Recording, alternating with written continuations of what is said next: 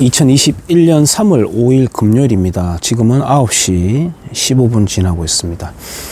며칠 전에 제가 제주 4.3 특별법에 대해서 제 나름대로 영상을 한번 만들었는데 제가 마이크 코드를 잘못 꽂았는지 소리가 하나도 입력이 안 되었더라고요. 그래서 다시 말하려니까 지치고, 저는 또 대본 없이 영상을 만드는데도 불구하고 시간이 좀 그래가지고 그냥 그때는 퇴근했습니다. 오늘 다시 한번 제주 4.3 특별법에 관련되어 가지고 제 나름대로 이야기를 해보겠습니다.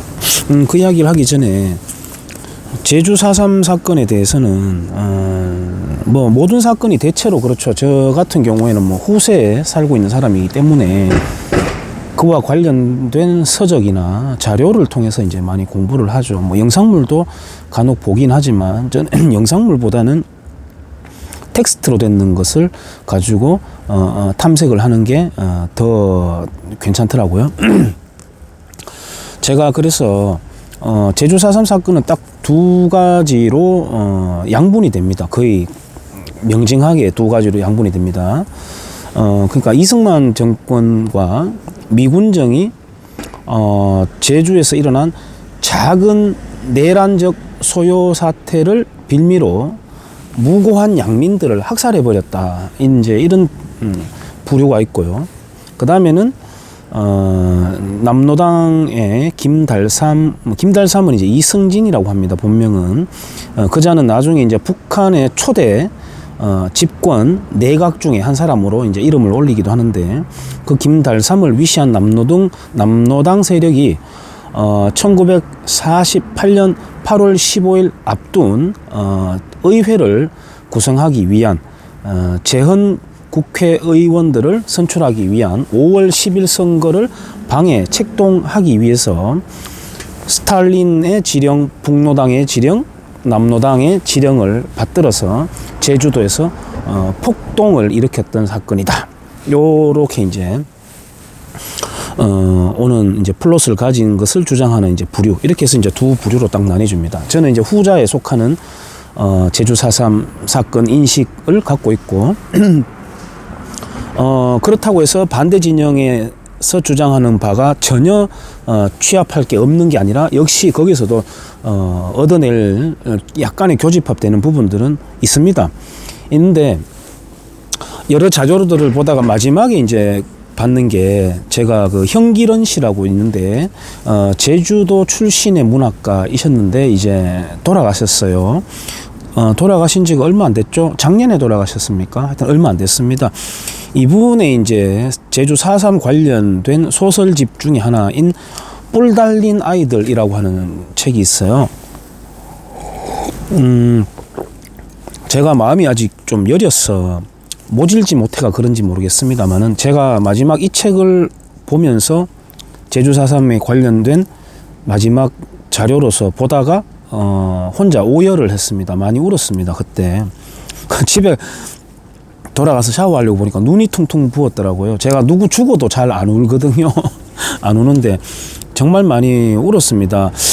글쎄 뭐랄까요, 왜 어떤 한 사건을 관심을 갖고 좀 오랜 시간을 지속하면서 이제 파헤치다 보면은 자기가 그 속에 들어가는 듯한 그런 착각을 일으키지 않습니까? 그래서 이제 이 소설을 마지막으로 보면서 이 안에 나오는 아이들이 마치 내 같은 모습이다라는 생각이 들고 우리네 풍경이나라는 생각을 하니까 참 마음이 아프더라고요. 이제 제목은 뿔 달린 아이들인데 이 아이들이 이제 그 역사가 계속 변천됨에 따라서 자기들이 그 속에서 이제 병정놀이도 하고 자기들 왕따도 시키고 막 싸움도 하고 반목도 하고 이렇게 하는데, 그래서 이제 뿔 달린 아이들이라는 거죠. 이제 너무나도 날카롭게 각을 세운다는 게 되는데, 지금 우리 현실 속에서도 우리 뿔 달린 아이들처럼 우리 국민들이 지금 다 뿔 달려 있지 않습니까? 굉장히 지금 감정적으로 날카롭게 되어 있고 예민하고 그렇지 않습니까? 근데 이 제주도라는 게 지리적으로 이제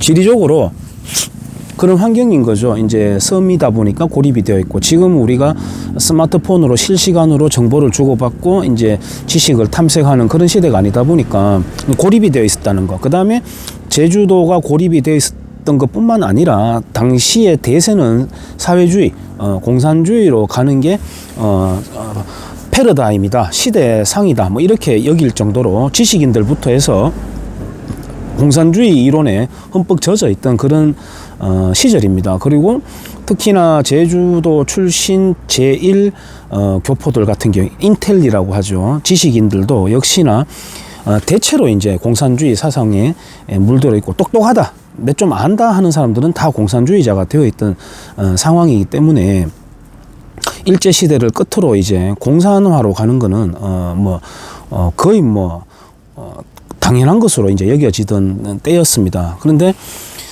제주도에서는 우리가 지금 친일파를 단죄를 한다. 지금 보니까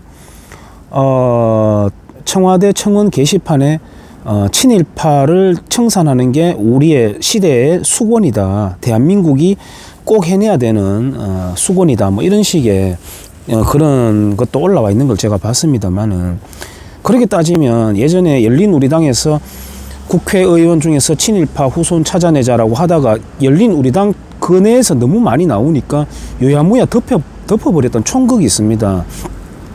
그 누구죠? 더불어민주당의 그 원내대표를 했던 홍모라고 하는 의원 있잖아요. 예, 그 부친은 악질 친일파였죠. 박원순 씨 아버지가 뭘 했는지 한번 봐야 될 거 아닙니까?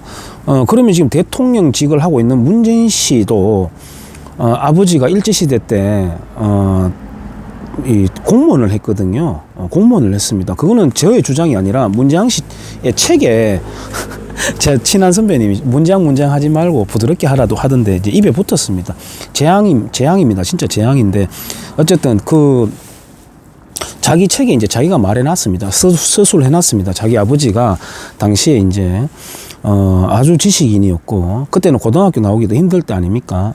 그리고 이제 일제시대 때 농업계장인가요? 그 공무원을 했다고 그렇게 서술되어 있습니다. 다 친일파죠? 그럼 친일파 청산하자고 하면은 청와대에서 찬성할까요? 이런 것도 모르고, 또, 지금에 와가지고 항일운동 코스프레 한답시고 독립문 앞에서 태극기 흔드는 그런 총국들도 웃긴 거 아니겠습니까? 독립문은 수천 년 중국의 질곡으로부터 한번 벗어나서 우리가 해양 세력으로 근대화를 이뤄보자라고 염원을 담아서 만든 게 독립문인데, 그 앞에서 태극기 흔들면서 항일 코스프레를 하고 있으니, 이런 것들이 이제 우리가 막 뒤섞여 있는 것인데요. 어쨌든 이제 우리가 지금 친일파 단죄 뭐 이렇게 하는데, 원래는 일제시대라는 용어를 쓰지 않았죠. 우리 할아버지만 하더라도 외정시대 이렇게 말했어요. 외정시대 앞을 두고는 이조시대라고 하시더라고요. 이조시대, 이시조선시대고, 그 다음에 외정시대, 외라고 하죠. 일본이 와서 일본 시대인 겁니다. 예를 들어서 신라고구려 백제가 있었지만 우리가 나당연합군에 의해 가지고 백제가 무너질 때 일본이 조상의 나라가 망하면 안 된다라고 해서 도와주러 왔지 않습니까? 그래서 백총강 전투를 끝으로 이제 일본이 완전히 끝장이 나게 되는데, 이제 백제 부흥 운동을 했던 것이거든요. 그리고 이제 그 사람들이 일본으로 퇴각을 해 가지고도 계속해서 나당연합군이 일본으로도 올지도 모른다 해서 거기에 성을 쌓고 수도를 옮긴다거나 이렇게 계속 이제 활동을 했습니다. 그러니까 고구려 부여죠. 그 계통들이 고구려, 그 다음에 백제, 그 다음에 일본으로 이렇게 이어지고, 우리 여기 경주로 대표되는 신라는 다른 종족입니다. 다른 종족이에요. 그래서 나중에 그 백제 부흥 운동을 하면서 한 번 더 백제를 한번 일으켜 보려고 했던 것처럼, 반발하려고 했던 것처럼, 신라가 무너지고 난 뒤에도 고려 시대 때 이 경주에서, 서라벌에서 폭동이 많이 일어났습니다. 예. 나라를 되찾고 싶으니까. 그러니까 같은 민족이 아니라, 그런 개념은 없습니다. 같은 민족이 아니라 각각의 국가가 서로 통폐합되고 멸망하고 이렇게 하면서 계속 이제 오는 과정인 것이죠. 그래서 우리가 일제시대, 제국주의를 표방했다라고 해서 일제시대라고 한다고 하지만, 일제시대라기보다는 일본시대라고 우리 역사 속의 한 토막입니다. 그렇게 주는 게, 담담하게 받아주는 게 저는 맞다고 봐요. 일본 이야기만 나오면은 거의 발작적인 알레르기 증상을 보일 필요가 저는 없다고 생각해요. 그리고 조선 욕을 하고 고종을 비판하면은 발끈발끈 하는 사람들이 있습니다. 왜 발끈하는지 저는 이유를 모르겠는데, 역사는 역사 그것대로 담담히 들여다보면서 지금을 살아가는 우리가 그걸 자양분으로 삼고 더 나아진 미래로 나아가는데 그런 역할을 하면 되는 거 아니겠습니까? 그것 이상은 저는 없다고 생각해요. 거기에서 감정이 들어가고 흥분을 하고 막 상대방에 대해서 배제하려고 하고 일방적으로 이렇게 포갑하려고 하고, 그렇게 하면은 역사 공부라는 게 불가능한 거 아니겠습니까? 어쨌든 그 외정 시대를 살아가면서 일본이 통치했던 기간이 36년이라고 하잖아요. 그러면은 그때 당시에 평균 수명이 30 중반을 왔다 갔다 할 때입니다. 그러면 이제 10세 넘어가면은 막 애를 놓고 막 해요. 그럼 빨리빨리 자녀를 생산하는 집안 같은 경우에는 3대에 걸쳐 가지고 한꺼번에 일제시대 때 살아가고 있는 겁니다. 그러니까 한일 합방 직후부터 해서 그 중간 정도로 오는 사람들은 눈 뜨니까 그냥 일본이었던 거예요. 조선인데 우리가 뺏겼다 이런 개념이 아니라 그냥 일본인 겁니다. 그리고 조선 500년과 일제시대 20년 정도가 지나면서부터 변천하는 그 과정을 보면은 일본을 두둔한다, 조선을 무시한다 이게 아니라 정말 그 500년과 일제시대 36년간의 차이는 굉장한 차이가 있습니다. 굉장한 차이가 있습니다. 그 문물을 빨리 개방하고 문명을 발전시켰던 일본에 대해서도 우리가 충분히 공부를 해봄직하죠. 소뚜껑밖에 만들지 못하던 조선에 비해서 항공모함을 만들어내는 일본, 마지막에 태평양 전쟁 말기에 가서는 800명에 육박하는 병력을 가졌는데, 예를 들어 안중근, 제가 독립운동 또는 항일운동 폄하할 생각 없습니다만은 이토 히로부미 한 명 총으로 쏴 죽인다고 해서 풀려날 수 있겠습니까? 못 풀려나죠. 바늘로 코끼리를 죽이려고 하는 거와 똑같은 거죠. 오히려 이토 히로부미를 죽여서, 이토 히로부미는 오히려 이 식민 통치하는 것에 대해서 굉장히 회의적이었다 그래요. 아니, 하긴 너무 큰 나라다. 면적도 크고 사람 숫자도 너무 많다. 이건 반발도 너무 많고 경제적인 손실이 너무 크다. 하지만은 일본 같은 경우에는 당시는 패권이 이제 영국이죠. 러시아도 견제를 해야 되고, 또 일본 같은 경우에는 어떻게 보면은 조선 저거 누가 떠맡을래라고 하는 폭탄 돌리기에 어쩔 수 없이 걸려든 일본으로서는 좀 억울한 면도 있을 만큼, 지금 자꾸 제가 말하는 걸 정말 완전히 친일파네 이렇게 생각해버리면 대화 안 돼요. 세계의 큰 그림이 그렇다는 겁니다. 그렇게 해서 이제 어떻게 보면은 이제 일본이 조선을 경영을 하게 되는데, 그나마 이토 히로부미는 온화한 파에 속하는 사람이었어요. 그러나 안중근이 이토 히로부미를 암살을 함으로써 그때부터 오히려 일본의 폭정이 더 심해졌던 겁니다. 그래서 순박한 조선 백성들의 입장에서는 그 사건 때문에 오히려 더 탄압이 더 세졌던 거죠. 안중근 이야기는 잠깐 제가 첨언을 곁들여서 하자면은, 우리가 동학운동에 대해서 지금도 보상을 해야 된다 이렇게 하지만, 동학운동은 조선 왕실을 타도하기 위해서 일어난 쿠데타고, 그 동학 토벌을 하러 다녔던 게 안중근입니다. 그 조선 사람들을 안중근이 많이 죽였단 말이에요. 우리가 그런 것도 같이 알아야 되겠죠. 안중근이 일본에 대해서만 한 게 아니라 동학군들을 잡으러 다녔단 말이에요. 토벌을 했단 말입니다. 정확하게 죽인 데이터는 나오지 않습니다만은 많은 숫자의 조선인들을 죽인 겁니다. 그 안중근 그 안씨 집안 일가도. 아무튼 그렇게 이제 그런 상황에서 이 제주도에서도 3대째 걸쳐서 그냥 일본이 된 겁니다. 비록 2등 국민이지만 그래도 나름대로 교사로도 가고 장군으로도 가고, 장군으로 승진한 사람도 있습니다. 조선인 중에서. 그러면은 일본군에 지원을 해서 나갔던, 여기 책에도 나옵니다만은 자기 작은 아버지, 그러니까 삼촌이 나가가지고 출전을 해가지고 진화를 거쳐서 동남아 쪽에서 승전보가 전해 올 때면 마을에 나가가지고 다들 환호하고, 와, 우리 일본군이 이겼다. 우리 일본군이 이겼답니다. 조선이 아니라 우리 일본군이 이겼다라고 환호를 했던 겁니다. 그래서 2차 대전 끝난 다음에 협상 테이블에 조선인들은 올라갈 자격이 없었던 거예요. 전범 국가에 속했다, 같이 했다라고 여기는 겁니다. 전 세계는 우리가 주장하는 것과 달리 그림은 그렇다는 겁니다.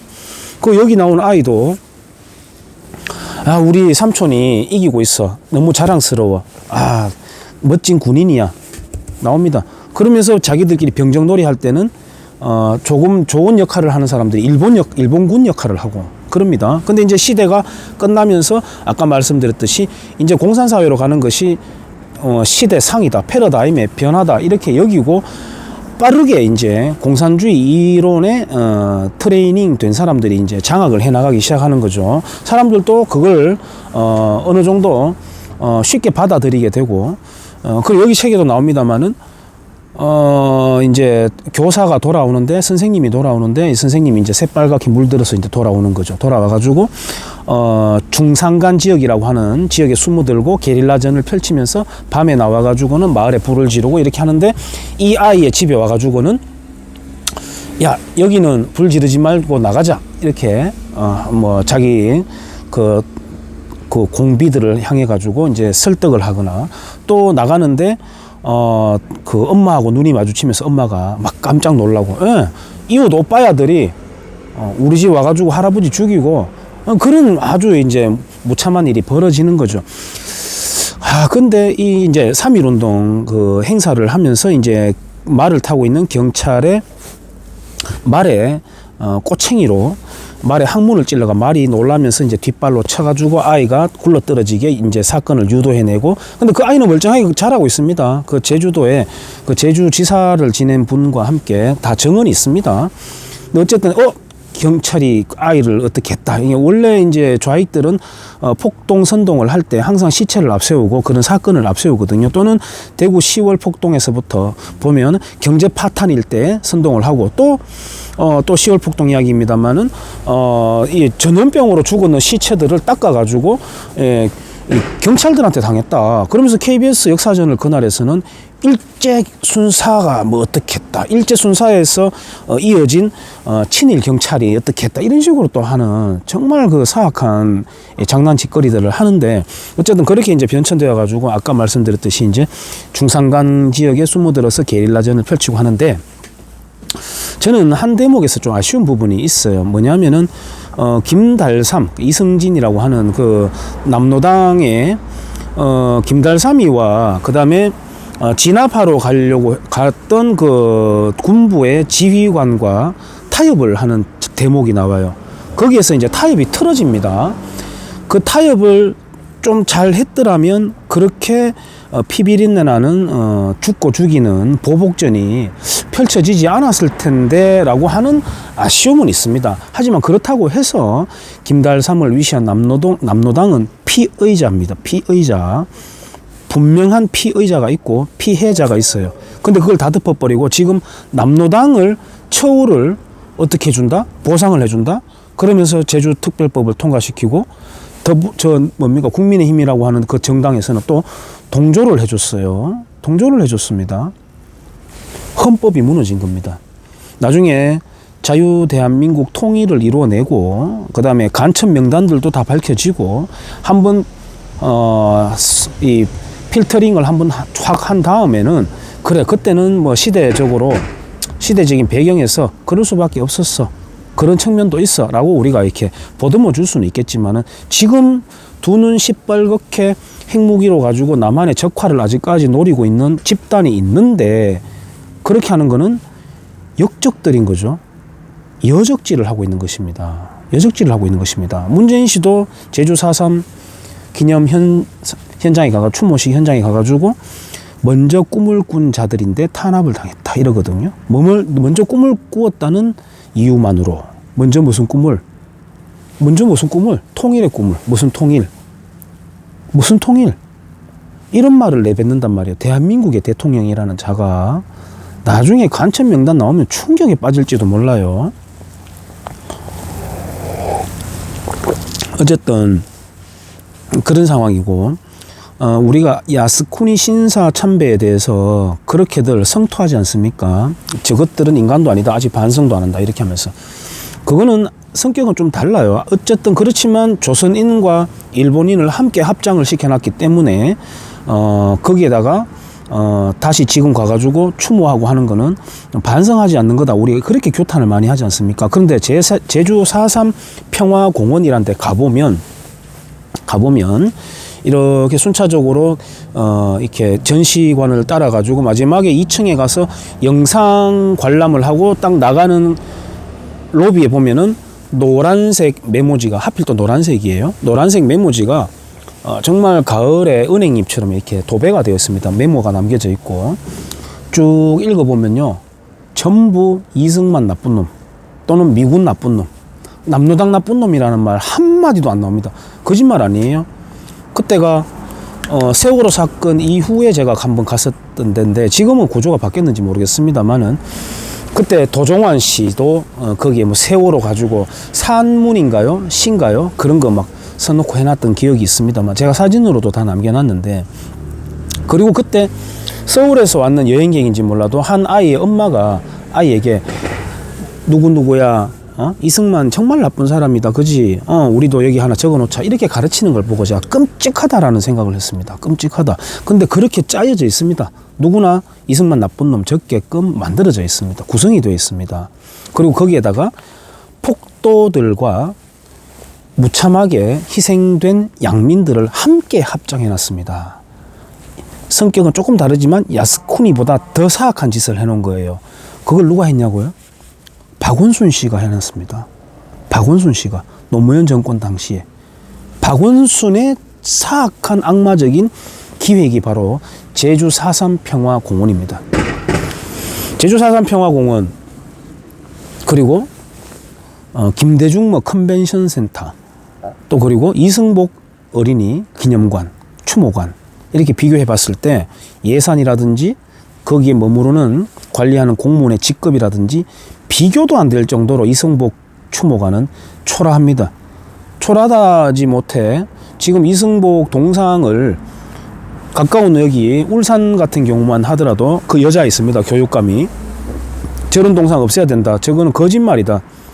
그리고 시대의 변천에 따라서 사라져야 될 퇴물인데 없애야 된다. 이렇게 이야기까지 하거든요. 지금 우리가 글쎄요, 뭐 정교조 이야기도 하고, 지금 정교조는 또 그거 하죠. 국가보안법 없애야 된다. 뭐 또 한미연합훈련 없애야 된다. 이렇게 지금 하고 있지 않습니까?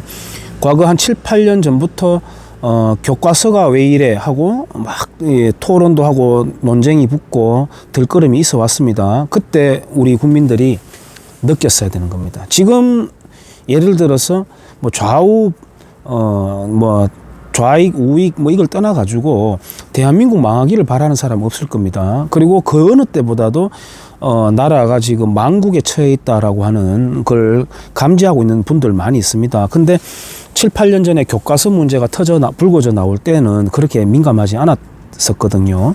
근데 우리가 그때 같이 가세를 해 줬어야 되는데 실기를 했던 것이죠. 지금도 늦지는 않았다고 저는 생각합니다. 그럼 뭐가 중요할까요? 공부를 해야 됩니다. 공부를 해야 됩니다. 단숨에 제압할 수 있는 논리를 가져야 됩니다. 야, 그 공부가 무슨 우리 먹고 사는 거와 도움이 되냐? 그 공부가 바로 투표의 향배를 가르게 되거든요. 역사관이 투표의 향배를 가르게 됩니다. 공부 안 하면 토착 외고 이런 말 하면 맞는 말인갑다 하고 아주 뭐 속절없이 낚여가기 일쑤지 않습니까? 그래서 공부를 해야 됩니다. 제주 4.3 특별법은 지금 청와대발 개헌안이 불발이 되긴 했습니다만은 이미 교과서라든지 이런 법안이라든지 이런 거에 따라서 대한민국 헌법이 완전히 막 쟁이질을 하듯이 뒤집어지고 있는 상황이에요. 참 걱정스러운데,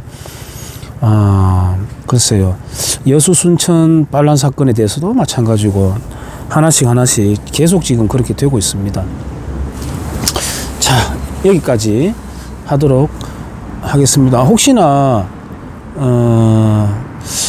그 제주 4.3이든 또는 그 여수 순천 반란 사건이든 여러분들이 좀 관심을 가져주셨으면 좋겠어요. 뭐 또 현직에 있는 경찰관 분들부터 해서 공무원 분들부터도 좀 정신무장이 되도록 좀 공부를 해주셨으면 좋겠고, 그 당시에 경찰들도 오점이 많아요. 예, 맞습니다. 그러나 그 오점 하나가 있다고 해서 모든 역사를 뒤집어서 인식을 하는 건 곤란하지 않겠습니까? 예, 여기까지 하겠습니다.